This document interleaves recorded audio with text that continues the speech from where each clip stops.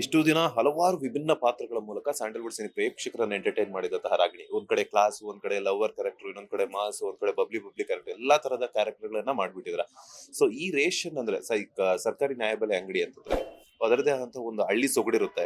So ಹ್ಮ್. Title ಅಲ್ಲೇ ಹೇಳೋ ಹಾಗೆ ಒಂದು ಡಿಫರೆಂಟ್ ಒಂದು ಕ್ಯಾರೆಕ್ಟರ್ ಇರ್ತದೆ. ಆ ಪಾತ್ರದ ಬಗ್ಗೆ ಹೇಳೋದಾದ್ರೆ It's a very challenging character. ಯಾಕಂದ್ರೆ first of all it's a very underplayed character and ಈ ಒಂದು ಪಾತ್ರ is not like a regular commercial film and also this is not an art film. It's a proper film about a realistic situation in the society ಇವತ್ತು.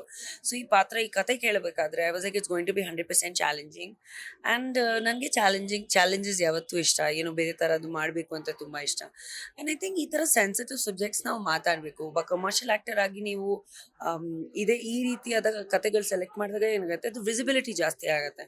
And ಈ ಸಮಯದಲ್ಲಿ reality ತೋರಿಸುವಂಥ ಸಮಯ ತುಂಬ ಮುಖ್ಯವಾಗಿದೆ ಇವಾಗ. ಬಿಕಾಸ್ ಎಲ್ಲರೂ ಒಂದು ಬಬಲಲ್ಲಿದ್ದಾರೆ ದಟ್ ಪ್ರಪಂಚ ತುಂಬ ಚೆನ್ನಾಗಿದೆ ಆರ್ ದಿಸ್ ಲೈಕ್ ಎಲ್ಲ ಸರಿ ಹೋಗಿದೆ.